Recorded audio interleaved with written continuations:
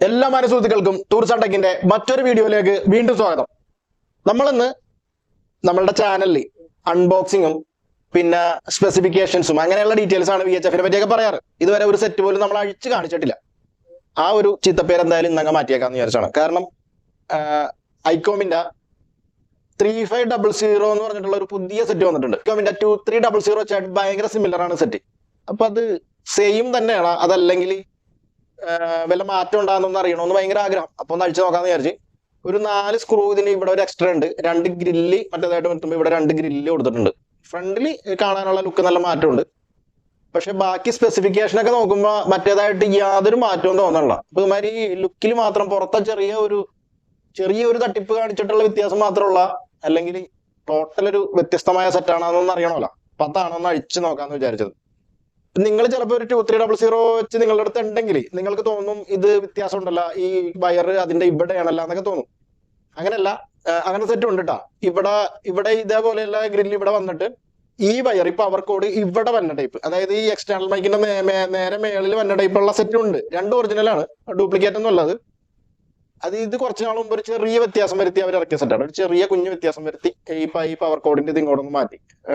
അത് 23ക്കും അങ്ങനെ തന്നെയാണ്. ഇപ്പൊ വരുന്ന 2300 വെച്ചിന് ലാസ്റ്റ് വന്നുകൊണ്ടിരുന്ന വെച്ചാലും അങ്ങനെ തന്നെയാണ് കേട്ടാ. ജസ്റ്റ് ഒന്ന് അഴിച്ചു നോക്കാം നമുക്ക്.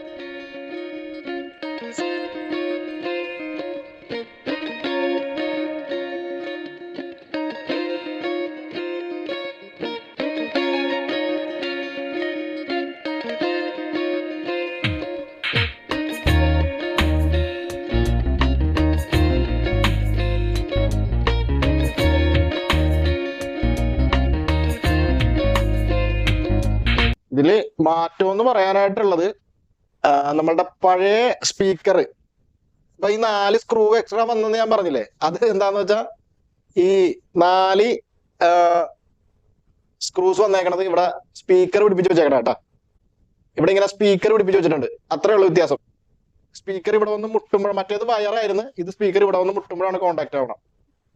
ഇത് മറൈൻ ആവശ്യത്തിന് ഉപയോഗിക്കുമ്പോൾ അത് ലൂസ് കോണ്ടാക്ട് വരാൻ സാധ്യത ഉണ്ട്. അതൊന്ന് ക്ലീൻ ചെയ്താൽ കൊടുക്കണം, ഡയറക്റ്റ് സോൾഡർ ചെയ്ത് കൊടുത്താൽ പിന്നെ കുഴപ്പമുണ്ടാവില്ല.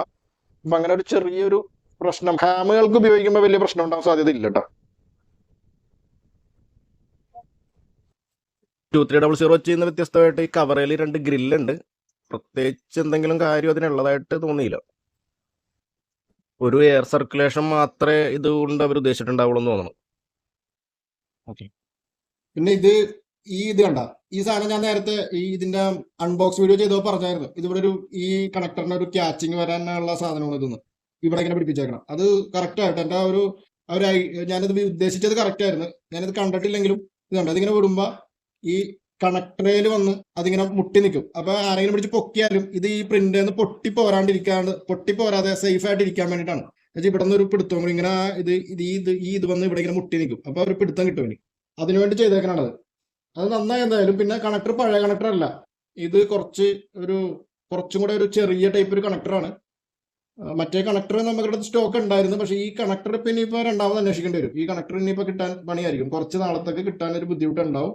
പിന്നെ ഓഡിയോ ആമ്പ് IC ആണെന്ന് തോന്നണത്, മറ്റേ IC അല്ല ഇത്. ഞാൻ വിചാരിച്ചത് മറ്റേ ഓഡിയോ ആമ്പ് IC ഇതും സെയിം ആയിരിക്കും എന്നാണ് വിചാരിച്ചത്. സർക്യൂട്ടൊക്കെ ഏതാണ്ട് സെയിം പോലെയാണ് തോന്നണം, പക്ഷെ ഈ IC മാറിയിട്ടുണ്ട്. ബാക്കി ഇവിടുത്തെ ഈ സർക്യൂട്ടും കാര്യങ്ങളൊക്കെ വളരെ സിമിലർ ആയിട്ടാണ് തോന്നുന്നത്. RF സെയിം ആണോ ഇല്ലെന്ന് അഴിച്ചു തന്നെ നോക്കേണ്ടി വരും. പിന്നെ ഈ ഔട്ട്പുട്ടിന്റെ അവിടെ ഇതേപോലെ ഒരു ഷീൽഡൊന്നും മറ്റേതിന് ഉണ്ടായിരുന്നില്ല, ഇതിന് ഒരു ഷീൽഡൊക്കെ വന്നിട്ടുണ്ട്. ഇവിടുത്തെ സർക്യൂട്ടൊക്കെ സെയിം ആണ്, വേറെ മാറ്റങ്ങളുള്ളതായിട്ടൊന്നും തോന്നുന്നില്ല. കുറച്ച് മാറ്റങ്ങളുണ്ട്. പിന്നെ ഈ ഡ്രൈവറിന്റെ നമ്പർ ഒന്ന് കറക്റ്റ് ആയിട്ട് നോക്കിയാൽ അറിയാൻ പറ്റുള്ളൂ. ഫ്രണ്ട് പാനലും കൂടി ഒന്ന് അഴിച്ചു നോക്കിയേക്കാം, എന്താണ് ഫ്രണ്ട് പാനലിൽ മാറ്റം ഉണ്ടോ, സെയിം ഫ്രണ്ട് പാനൽ ആണെന്നൊക്കെ ഒന്ന് അറിയണമല്ലോ.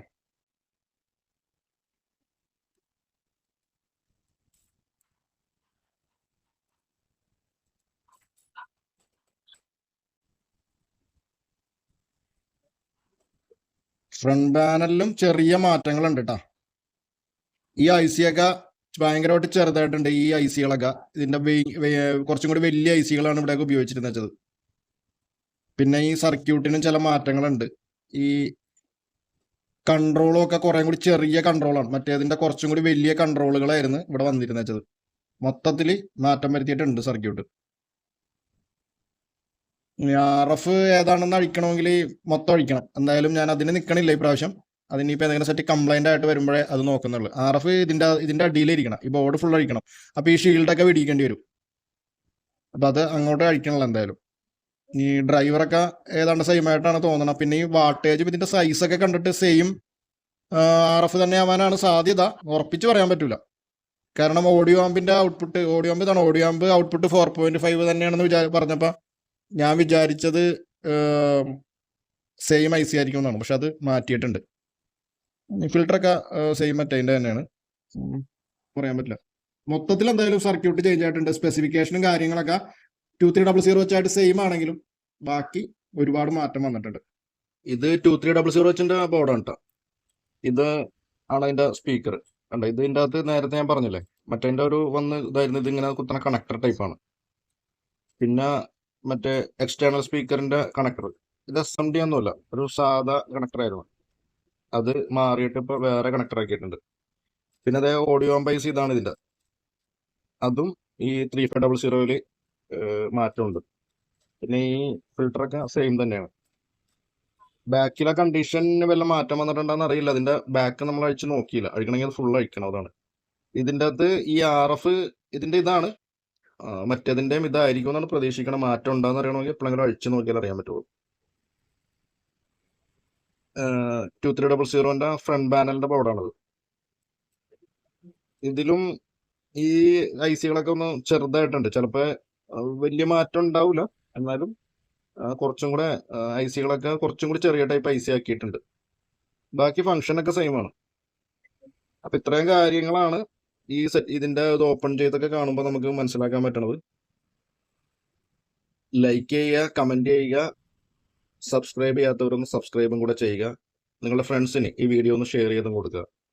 മറ്റൊരു വീഡിയോ ആയിട്ട് നമുക്ക് അധികം വൈകാതെ വീണ്ടും കാണാം. അതുവരെ ടേക്ക് കെയർ, ബൈ ബൈ.